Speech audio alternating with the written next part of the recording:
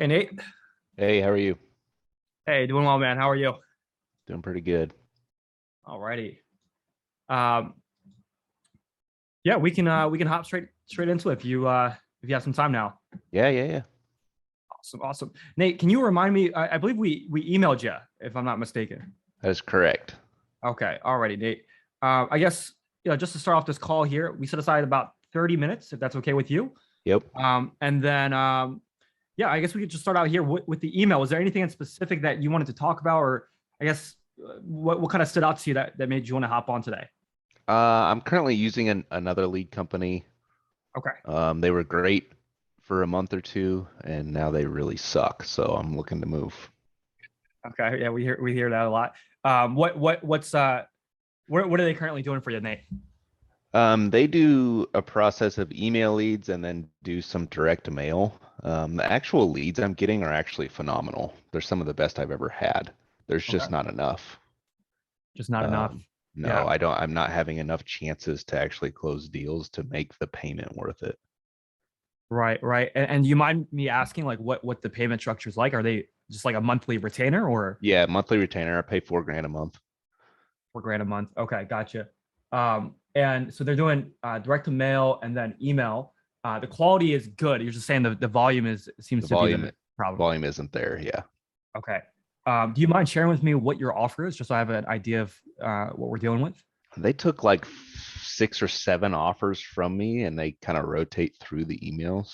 Right, right. Um, Basically the biggest one we kind of see a lot of is I have 100% retainer rate in SEO. I've never been fired. Um, because I'm good at what I do and the company or my employees are really good at what they do too. Yeah. So we fire people. We don't let people fire us. Is kind of the deal. I only want to work with clients that don't bother me and are good clients. So Yeah. we keep that 100% retainer, and people really like that. So Mm. Mm. Yeah, no, it's a great service that you have there. And so this company, can you tell me like what on average what they're doing in terms of appointments that show up, or yeah, I guess appointments that show up on a monthly basis? we've had so I've been running them about 2 months, and we've Okay. had about 18 appointments with a couple no shows. Okay. About 18. And we've got 2, maybe 3 deals on the table that hopefully will close next week, but it's just, yeah, not enough. Yeah, yeah. Doesn't sound like enough there.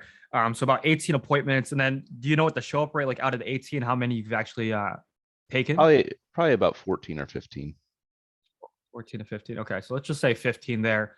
So 15, and then you've been on with them for 2 months. So that's did you pay like 8 grand in retainers for that? I'm just trying to get the cost per show to call right now. See if the math makes sense for you. A little bit more. It's probably like 2 months and 2 weeks. I got prorated in the first month.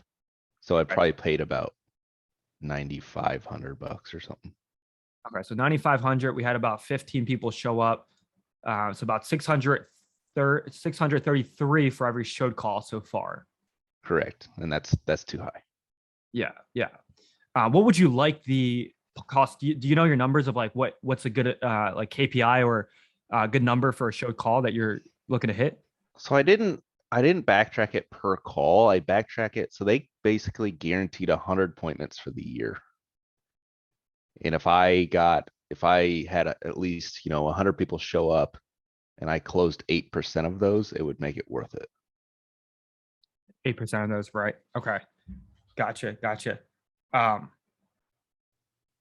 okay, okay. So I think that makes sense.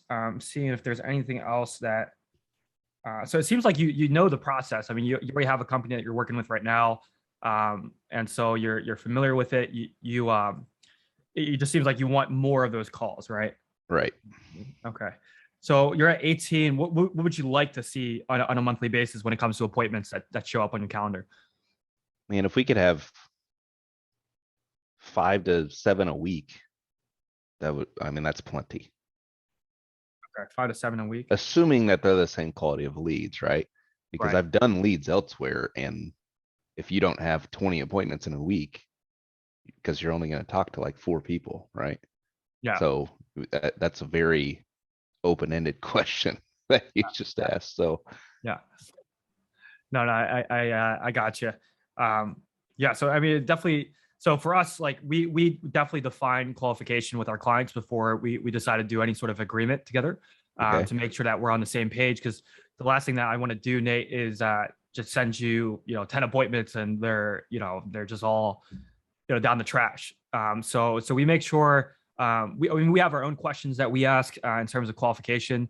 hmm, Like are they looking for a solution now? Do they have cash to invest? Do they believe in marketing? Do they believe in the services that we're offering?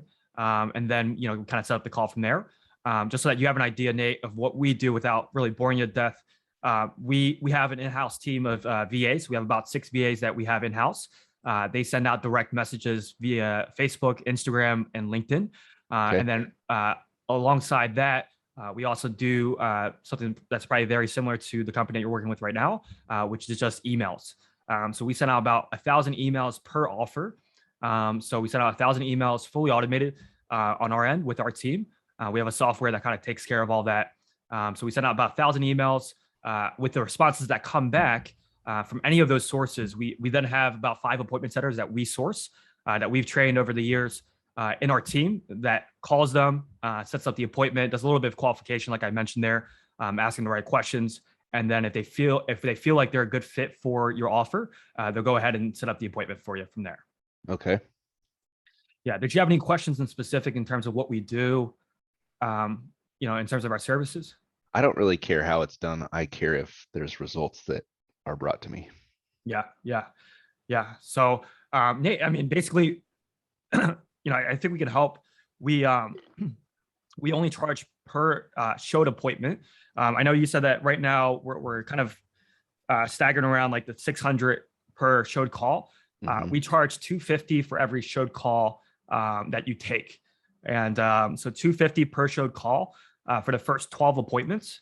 After that, it's 150 for every showed call that you take. So we're not charging a setup fee or anything like that. So that's why for us to make sure that this is going to be like a long-term partnership, we just like to charge about 250 for the first 12.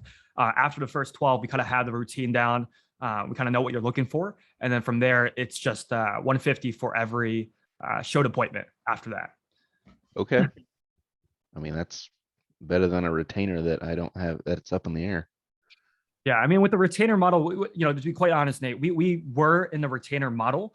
What we realized is that there's some clients, to be quite frank with you, Nate, in business to business, we had some clients that we didn't book as many meetings, so it was like 10 meetings a month, and they were just still paying a retainer, and so it didn't. And then we had some clients that we were booking 30 to 40 meetings a month, and we were still getting paid the same amount.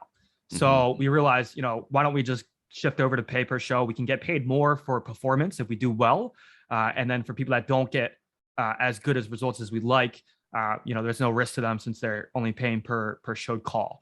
Right. So that's why we kind of transferred over to the model. It makes sense for us as well as our clients. And so, yeah, that's a little bit about what we do.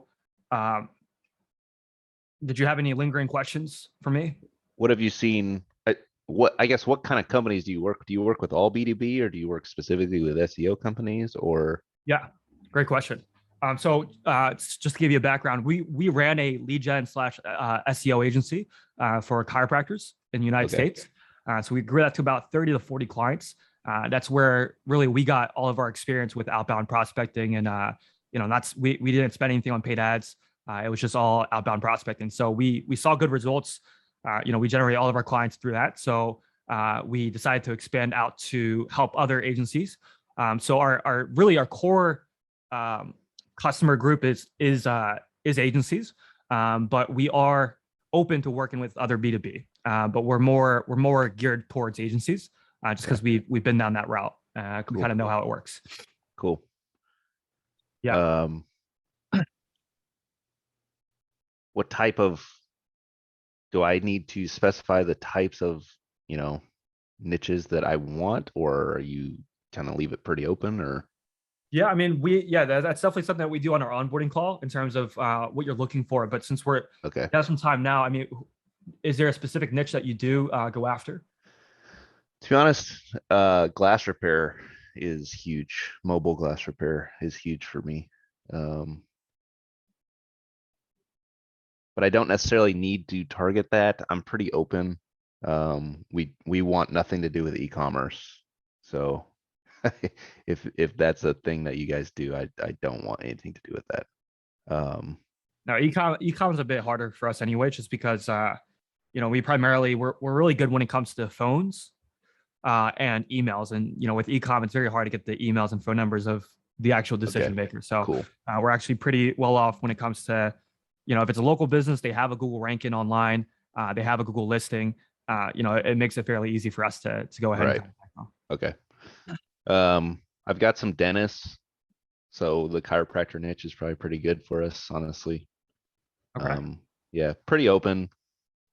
Just got to be phone driven, obviously. Works better for SEO, so that's a Yeah. preference. Yeah. Yeah. Okay. Um, Yeah, so I mean, we've been doing this for a few agencies already. So we have lists that we have in medical, Okay. glass repair you said mobile, yeah, mobile glass repairs. Yeah, like That's auto probably a list glass.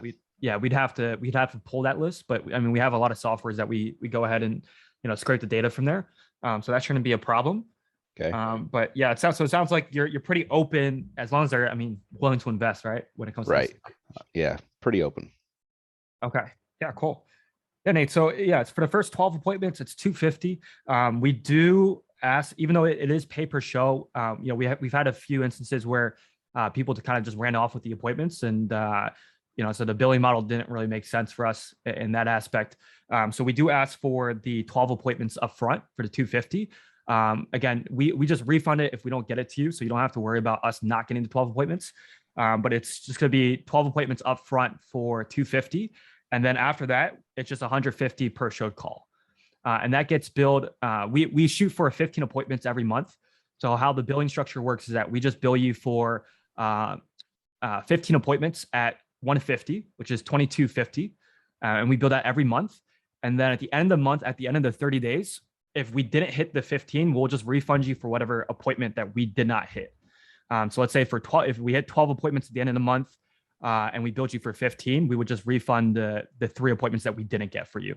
And Okay. that's off of every showed call. And Okay. that's just how we kind of rock for month to month. So it's still a pay per show. You are paying per showed call. It's just the initial 12 appointments, and then the reoccurring, we just ask for a deposit, just because, it just that's the best way we can stay secured as a company in terms Right. of billing. It makes sense. Cool. Yeah. I'm honestly, I'm down to give it a try. Awesome, Nate.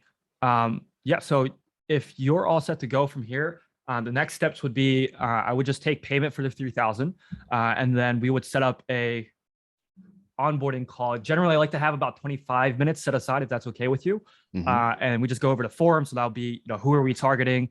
If you could send over all the scripts, if that's okay with you, so that we can kind of see it. So all the different offers that you have. Mhm. If we don't have anything that we really resonate with, we have an in-house team that does the scripting and messaging, so we can kind of play around with that. And so it'll just be the onboarding call would be that, as well as just figuring out the logistics with how you're going to be able to track our appointments, and then the CRM and everything of that nature. Right. Yeah, so that would just be about 25 minutes of a call. We can schedule that, and then yeah, we can move forward from there. Sounds good. Okay, Nate. I mean, if you're are you open to doing this? Yeah, yeah. Okay. Let's do this. Okay, so if you don't mind, we can do the pay. We can square away the payment, and then once the payment goes through, we can go ahead and schedule the onboarding call for this week if you have time. Yeah. Okay.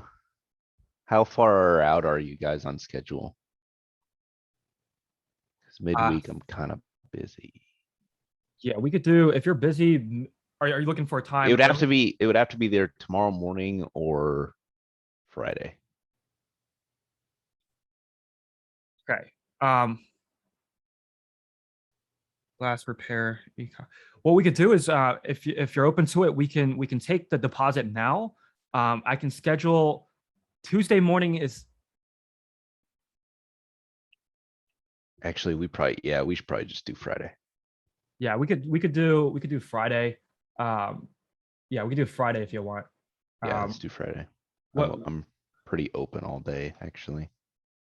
Okay, open all day. Okay, so we could do yeah, we could do the morning, the afternoon. I have some spots available after like 11, so we could do like 11, anytime from 11 to 1. This is Yeah, I'm in Eastern. you're in EST time. Eastern? Yeah. Let's do noon Eastern then. Okay, noon Eastern. Got it. I got you down here for noon Eastern. So I'll send you over an invite for that, Nate. And then, yeah, that's everything there. So we'll do it for noon, the onboarding call on Friday, and then we can take care of the deposit now if you're open to it. Yep. Okay, awesome. So the only thing I would need from you, Nate, would be I have your name down here. So it'd just be, and then for the email I have, so that's the email I have on file. Yeah. That's right. Okay, cool. So you'll get a receipt to that email. Okay. Again, this will just be the deposit for the first 12 appointments. And then the last thing here would just be the card number for Okay. that 3,000. It's 4. All right, so I'm going to go ahead and process this. You'll get a receipt to your email. And then right after this, I'm going to send you an invite to the onboarding call on Friday for noon EST. Yeah, perfect. Got it. So it seems like it went through, Nate. Thanks for your business. We're super excited to get this going. Again, we're very long-term driven, just because we're performance based. So if we can crush it for you, all I ask is that if you have any buddies that might be interested in this, then that would be awesome. If you could refer them over to us. But Yeah, we'll get the I've results got- first and then go from there. Yeah. I've got like 3,000 students. I work with a huge SEO training person. It's one of Okay. my best friends. So if this works, I will happily refer you to all those people. Awesome. All right, Nate. Well, then I'll go ahead and send over the invite for our call on Friday at 12 p.m. Eastern. And then if you have any questions in the meantime, you can shoot us back an email. Okay. And then we can get going from there. Sounds good, man. I appreciate it. All right, Nate. I look forward to it. We'll talk again on Friday in that case. All right. Sounds good. Have a good one. All righty. Take it easy. Bye bye. Bye.